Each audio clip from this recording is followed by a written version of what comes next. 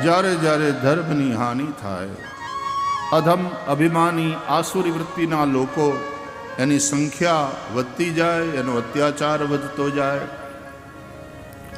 કરહી અનીતિ જાય નહીં બરની, એ ખૂબ અનીતિ કરે, અત્યાચાર કરે, અનાચાર કરે, દુરાચાર કરે, ભ્રષ્ટાચાર વધે. સીધહી વિપ્ર ધેનુ સુરધરની, વિપ્ર બ્રાહ્મણો, ધેનુ ગાયો અને ધરણી એ જ્યારે દુઃખી થાય. આમ તો ક્ષત્રિયોને ભગવાને એ જવાબદારી સોંપી. વિપ્ર, ધેનુ, ધરણી આ બધાની રક્ષા. ક્ષત્રિય જે રાજા છે એ વિષ્ણુરૂપ ગણાય. આપણે ગઈકાલે પણ ચર્ચા કરી હતી. આમ તો કોઈ સમય એવો નથી કે ભગવાનનો અવતાર ન હોય. આ જગત છે એ પણ ભગવાનનો જ અવતાર છે, જગદાવતાર. આ ભગવાનની એ અવ્યક્ત પરમાત્માની જ અભિવ્યક્તિ છે આ જે સૃષ્ટિ છે તે. અને એમાં રાજા છે, ક્ષત્રિય છે, એ ભગવાન વિષ્ણુનું રૂપ છે. બ્રાહ્મણ છે એ બ્રહ્માનું રૂપ છે. એના દ્વારા ભગવાન બ્રહ્માના રૂપે એટલે કે બ્રાહ્મણના રૂપે ધર્મ શું છે સમજાવે, એનું જ્ઞાન આપે, ધર્મનો ઉપદેશ કરે, ડૂઝ અને ડોન્ટ્સ શીખવાડે. સંતો છે ભગવાનનું હૃદય. એ સાધુ પુરુષો દ્વારા ભગવાન પ્રેમ કરે, હેત વરસાવે, બ્રાહ્મણો દ્વારા પ્રકાશ કરે. અને આમ તો ક્ષત્રિયો એ સમાજની ભુજા છે, ભુજા બળરૂપ છે. એના દ્વારા પ્રભુ રક્ષણ કરે. અથવા તો રાજા એ વિષ્ણુરૂપ ગણાય છે. એટલે એનો ધર્મ છે, એની એ ફરજ છે. ગૌ બ્રાહ્મણ પ્રતિપાલક હોય, ગાય, ધરણી ધરતીની રક્ષા, ગાયોની રક્ષા, બ્રાહ્મણોની રક્ષા. એમ કહે છે કે સિકંદર એના ગુરુની સાથે યાત્રા કરતો હતો. એ પગપાળા યાત્રા ચાલતી હતી. યાત્રામાં એક નદી આવી તો નદી પાર કરવાની વાત હતી. એટલે ગુરુએ સિકંદરને કહ્યું કે સિકંદર તુમ બેઠો, मैं पहले नदी में उतरता हूँ, क्योंकि नदी अनजान नदी है. ક્યાં કેટલું ઊંડું પાણી હોય, ક્યાં કેવો પ્રવાહ છે ખબર નથી. तुम राजा हो, राजा की जिंदगी ज़्यादा कीमती होती है. માટે હું પહેલાં જાઉં છું, હું પહેલાં જોઉં બધું સલામત હોય તો પછી તું ઉતરજે. એટલે સિકંદરે કહ્યું કે આપ મારા ગુરુ છો, મને માફ કરજો, પણ આપની આ આજ્ઞાને હું સ્વીકારી નહીં શકું. હું પહેલાં જઈશ, હું પહેલાં જોઈશ, ખાતરી કરીશ, અને પછી આપ આવો. કારણ કે આપનું જીવન વધારે મહત્વનું છે. આપ જેવો સદગુરુ હશે તો મારા જેવા કેટલાય સિકંદરોને પેદા કરી શકશો. મારા કરતાં પણ આપની જિંદગી વધારે કિંમતી છે, મહત્વપૂર્ણ છે. આમ રાજા અને ઋષિઓ એકબીજાનું કેટલું બધું ધ્યાન રાખતા હતા, એકબીજાને સંભાળતા હતા. કહ્યું ને, ભુજા કપાઈ જાય તો એ માણસ જીવે, પણ માથું કપાઈ જાય એટલે વાત ખતમ. તો બ્રાહ્મણ, ઋષિઓ એ આ વિરાટ રૂપી સમાજનું મસ્તક છે. ક્ષત્રિયો ભુજા છે. કોઈક માથા ઉપર ઘા કરે ને તો હાથ આડા આવે. આપણા માથા ઉપર કોઈ ઘા કરે તો હાથ આડા આવે ને હાથ પોતાના ઉપર ઘા લાકડીનો કે જે કંઈ હોય ઝીલી લે, પણ માથાની રક્ષા કરે. એમ ક્ષત્રિયો બ્રાહ્મણોની, ઋષિઓની રક્ષા કરતા રહ્યા છે, કારણ કે આ મહત્વનું છે. અને માથું છે એ ટોટલ બોડી માસના એપ્રોક્સિમેટલી 10%, 10% છે. એમ બ્રાહ્મણોની સંખ્યા સમાજના 10% હોય, ટોટલ પોપ્યુલેશનના 10%. એનાથી વધવાય ન જોઈએ, એનાથી ઘટવાય ન જોઈએ. આવી એક વ્યવસ્થા હું એટલા માટે કયા કરું કે જે વ્યવસ્થા દેહમાં છે એ વ્યવસ્થા દેશમાં લાવવી પડે. જે કોર્ડિનેશન આ દેહમાં બધી ઇન્દ્રિયોમાં હોય છે. આવી રીતનું કોઓર્ડિનેશન સમાજમાં અને જે સંવાદિતા, જે પરસ્પર સહયોગ આપણા દેહમાં છે કે મગજ હુકમ કરે અને હાથ ઊંચો થાય, મગજ હુકમ કરે ને પગ હાલતા થાય. મગજના હુકમ પ્રમાણે, એની આજ્ઞા પ્રમાણે શરીરનું સંચાલન થાય છે. અને સૌથી મહત્વના ઘણા બધા ઓર્ગન્સ બહુ મહત્વના છે. કિડની મહત્વની છે, ફેફસા મહત્વના છે, લીવર મહત્વનું છે. પણ the most important organs in our body, these two, heart and brain. Heart failure, ખતમ. બ્રેન ડેડ, ભાજીપાલાની જેમ જીવતો હોય લાઈફ સપોર્ટ સિસ્ટમ ઉપર. એટલે બ્રેઇન અને હાર્ટ એ બહુ મહત્વના છે. એટલે જ્યારે જ્યારે હાર્ટને, બ્રેઇનને જરૂર પડે ત્યારે બીજા બધા ઓર્ગન તરફથી લોહીનો પ્રવાહ આમ ત્યાં ઓછો ઓછો આપે, પૂરો પુરવઠો નહીં, પણ બ્રેઇનને પૂરો પુરવઠો. કારણ કે એ વાઇટલ ઓર્ગન્સ છે, એટલે એને સૌથી વધારે જરૂર પડે. એને બચાવવું જોઈએ, એનું ફંક્શનિંગ બરાબર ચાલવું જોઈએ. આવી વ્યવસ્થા આપણા દેહમાં છે. આ બોડીનું જે મિકેનિઝમ છે એને તમે સમજો. અને આવું કંઈક મિકેનિઝમ આપણે આપણા દેશમાં લાવવું પડે જે દેહમાં છે. મેં કહ્યું હતું ને કે પગમાં કાંટો વાગે તો માથું ન સૂઈ શકે, કે પગના આ દર્દને આપણે દૂર કરવું પડશે. એમ સમાજનો નીચલો વર્ગ, સમાજનો કચડાયેલો વર્ગ, સમાજનો શોષિત એવો જે વર્ગ છે, એની તકલીફોને કારણે સમાજનો ઉપલો વર્ગ, સમજદાર વર્ગ, બુદ્ધિમાન વર્ગ એ જ્યારે સૂઈ ન શકે અને વિચાર્યા કરે સતત કે આ શોષિતો, આ દલિતો, આ પીડિતો, એનું જીવન ધોરણ ઊંચું આવે એ માટે કંઈક કરવું પડે. અને એના માટેના સતત વિચારો, અને એ વિચારો યોજનાઓ બને, અને એ યોજનાઓનું ક્રિયાન્વયન સંપૂર્ણ શરીરના બધા અંગો દ્વારા થાય. અને તો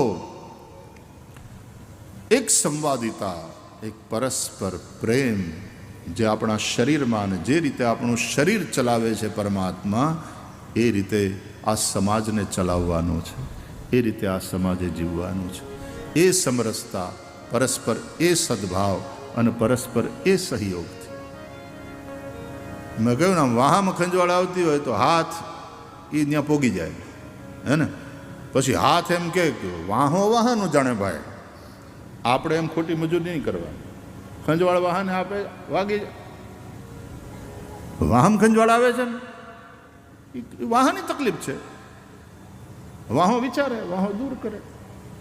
તો હાથ ના પાડી દે તો વાહો વળી પગને કે ભાઈ આમ જરાક હાલી અને લઈ જાઓ ને, ઓલો વાણવાળો ખાટલો છે ત્યાં લઈ જાય ને, પછી એટલામાં હું ઘણી લઈ મારી ખંજવાળ. એટલે પગ કે ભાઈ તારું તું જાણો ભાઈ, અમે થાકી ગયા છે.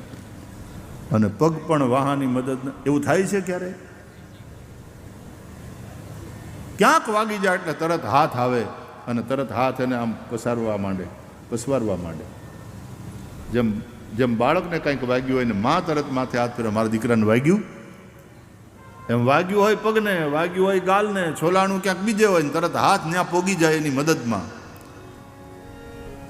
શરીરના બધા જ અંગો જેમ પરસ્પર સહયોગથી અને સદભાવથી કામ કરે છે, જેમ દેહના આ બધા અંગો કામ કરે, એમ દેશના પણ બધા જ વર્ગો આવી રીતે પરસ્પર સહયોગથી જીવે. કે અલગ આપણું કોઈ અસ્તિત્વ નથી, કલેક્ટિવલી આપણું અસ્તિત્વ છે. હાથ આનાથી છૂટો પડીને જીવી નહીં શકે, પગ આનાથી છૂટો પડીને જીવી નહીં શકે. માથું અલગ થઈ ગયું એટલે કામ પૂરું, હાર્ટ કાઢી નાખ્યું, बात खत्म. जिंदगी तब है जब ये कलेक्टिवली सब जी रहे हैं और एक दूसरे का सहयोग कर रहे हैं. परस्परम भावयंत श्रेयः परमवाप्स्यथ. અને એટલા માટે આપણા વેદોમાં આપણા ઋષિઓએ જે પ્રાર્થનાઓ કરી છે એ માત્ર મારું કલ્યાણ થાય એવી પ્રાર્થના નથી. સૌનું ભલું થાય. સર્વેત્ર સુખિનઃ સંતુ, સર્વે સંતુ નિરામયા, સર્વે ભદ્રાણિ પશ્યન્તુ, મા કશ્ચિત દુઃખ ભાગ ભવે. નઃ નિકામે નિકામે નઃ પર્જન્યો વર્ષતામ. નઃ એટલે અમને, અમારા માટે, મારા માટે એવી પ્રાર્થના છે જ નહીં. ગાયત્રી મંત્રમાં પણ ધિયો યો નઃ પ્રચોદયાત, નઃ ધિયઃ, નઃ એટલે અમારી, ધિયઃ એટલે બુદ્ધિને તમે પ્રેરિત કરો. હે સવિતા દેવ, પ્રકાશિત કરો અમારી બુદ્ધિને, પ્રેરિત કરો હારા માર્ગે, અમે ખોટા રસ્તે ક્યારેય જઈએ નહીં. તત્સવિતુઃ વરેણ્યમ ભર્ગો દેવસ્ય ધીમહિ. અમે સવિતા દેવના શ્રેષ્ઠ તેજોમય સ્વરૂપનું ધ્યાન કરીએ છીએ. ધર્મની અંદર એ પરમાત્મા તત્વને દિવ્ય પ્રકાશમય માનવામાં આવે છે, એ પ્રકાશમય છે. પણ આપણા વેદો કહે, શાસ્ત્રો કહે કે એ પ્રકાશ એ સૂર્યનો નથી, એ ચંદ્રનો નથી. ન તત્ર ભાસયતે સૂર્યો ન શશાંકો ન પાવક, ન તત્ર સૂર્યો ભાતિ ન ચંદ્રતારકમ નેમા વિદ્યુતો ભાંતિ કુતોયમ અગ્નિ. આવું ઉપનિષદો કહે છે. એ પ્રકાશ સૂર્યનો નથી, ચંદ્રનો નથી, અગ્નિનો નથી. અને બ્રહ્માનંદજી આ જ વાતને પોતાની વાણીમાં કહે કે સૂરજ ન થા ન ચાંદ થા. એ પ્રકાશની અનુભૂતિ તો થઈ, એ પ્રકાશ સ્વરૂપ પરમાત્માનો અનુભવ તો થયો, પણ એ પ્રકાશ કેવો હતો? તો કે ન સૂરજ થા ન ચાંદ થા, બિજલી નથી વહાં. સૂરજ ન થા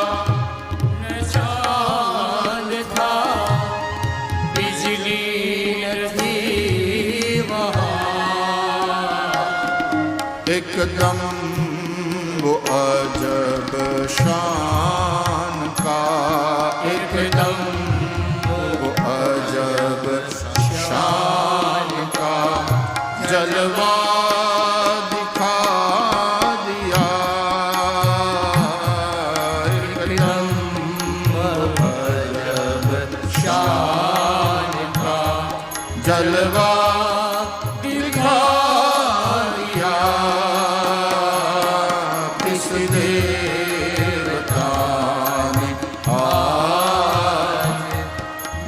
दिल चुरा लिया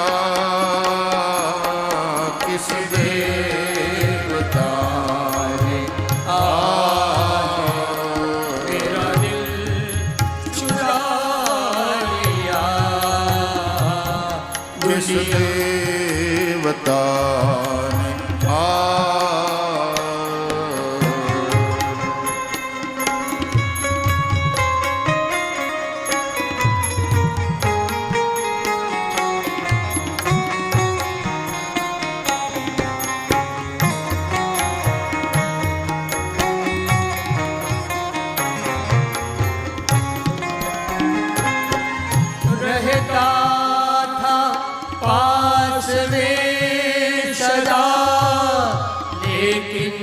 छुपा हुआ रहता था पास में सदा, लेकिन छुपा हुआ रहता था पास में सदा, लेकिन छुपा करके दया दयाल ने, करके दया दयाल ने पर्दा हटा लिया. करके दया दयाल ने पर्दा उठा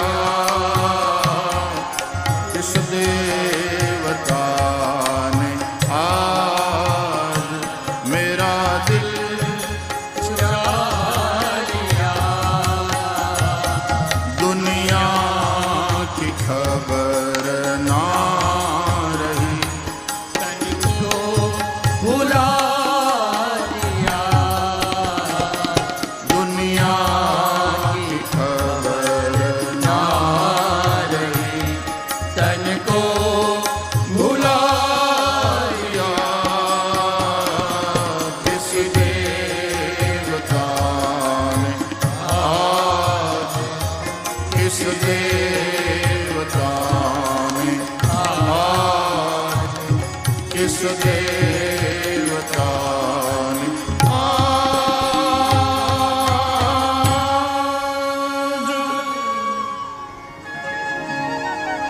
ए प्रकाश स्वरूप छे एवं दुनियाना लगभग दरेक धर्म माने छे। ઉપનિષદોએ આ વાત પરમાત્માના સ્વરૂપની બહુ પહેલાથી, કારણ કે વેદો એ વિશ્વનું પ્રાચીનતમ સાહિત્ય અને ઋગ્વેદ એ વિશ્વનું પ્રાચીનતમ સાહિત્ય છે, આવું તો વિશ્વના વિદ્વાનો માને છે, સ્વીકારે છે. અને એ વેદોએ, એ ઉપનિષદોએ આ વાત કરી.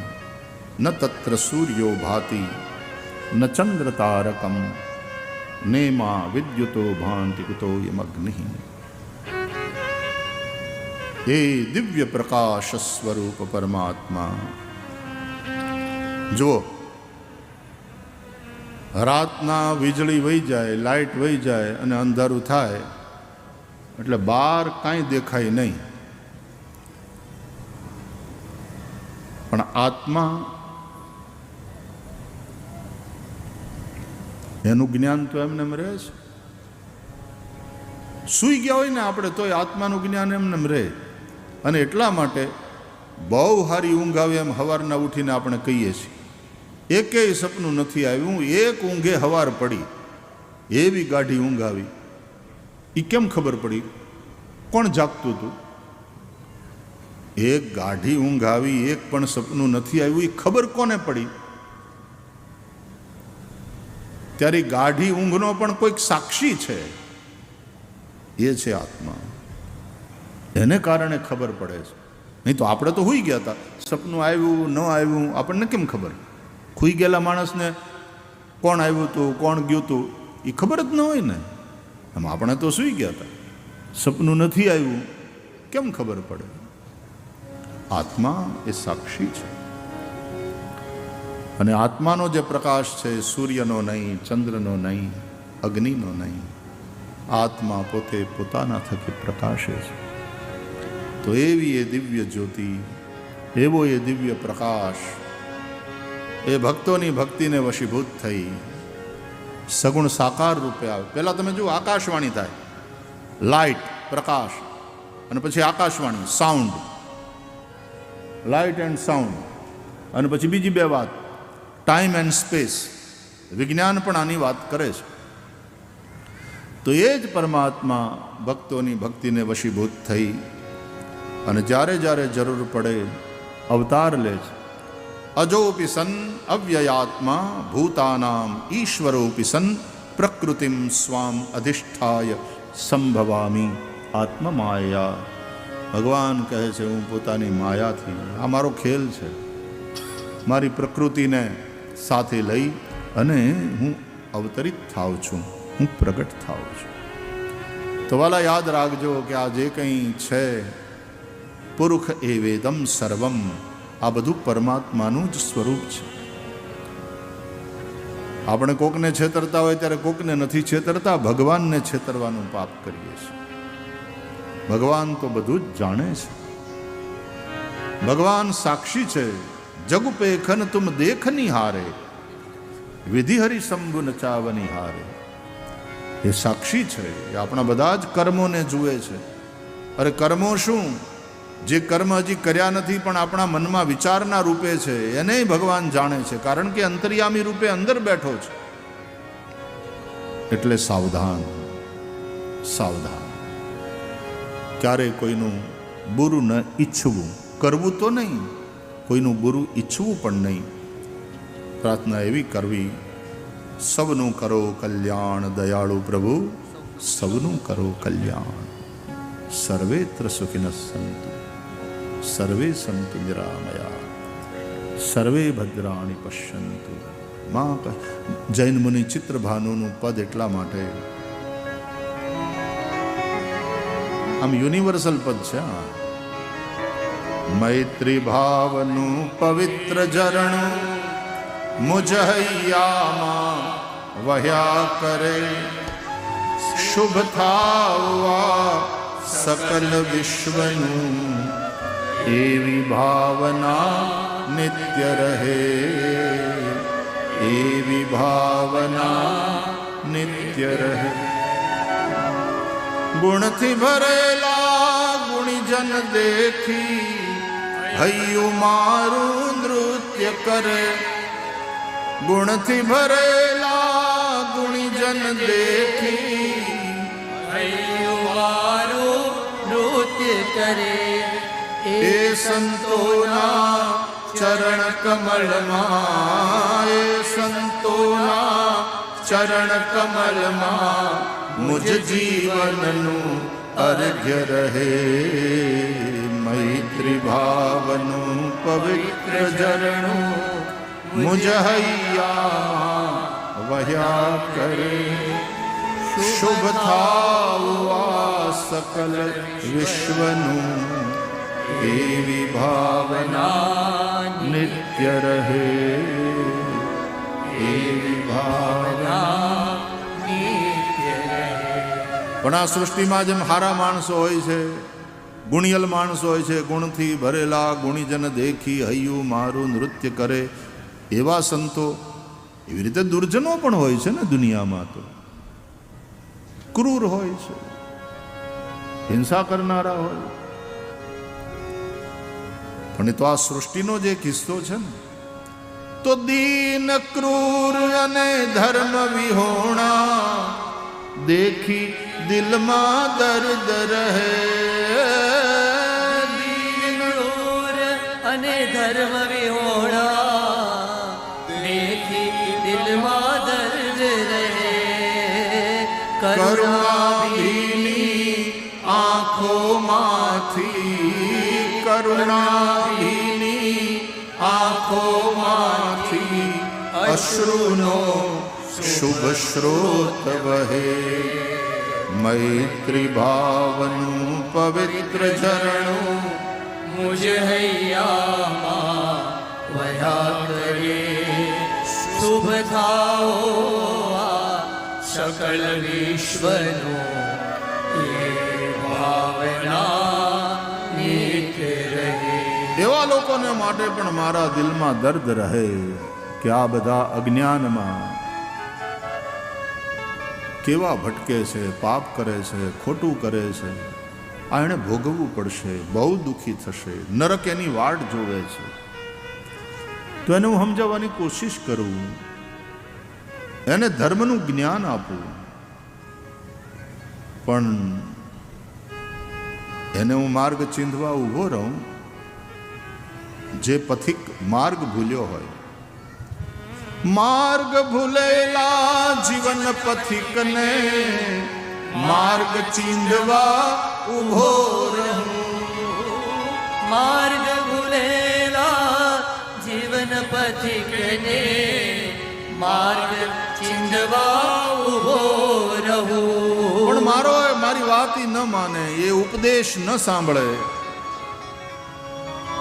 એ માને નહીં અને પોતાનું પાપ, પોતાનું ખોટું કામ છોડે નહીં, તો પછી હું નારાજ થઈ જાઉં કે તો જાઓ મરો, મારે હું તમારા હારા માટે કહીએ, તમને સમજાવીએ ને તોય તમારી બુદ્ધિમાં વાત ન, તો જાઓ મરો, પડો નરકમાં. બીજું હું નહીં.